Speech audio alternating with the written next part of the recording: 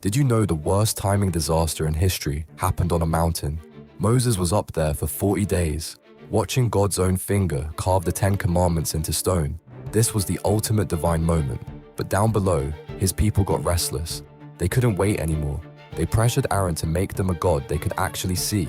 Aaron collected all their gold jewelry and melted it into a golden calf. The crowd went wild, declaring this cow statue was the God who saved them from Egypt. They threw the biggest worship party ever. Then Moses came down the mountain, stone tablets in hand, ready to deliver God's law. But what did he see? His people dancing around a fake God, breaking the very first commandment before it was even officially announced. Moses got so angry, he smashed the tablets, ground up their golden idol into powder, mixed it with water, and made everyone drink their melted jewelry. They literally had to swallow their mistake. Sometimes we're so impatient for answers, we create our own disasters.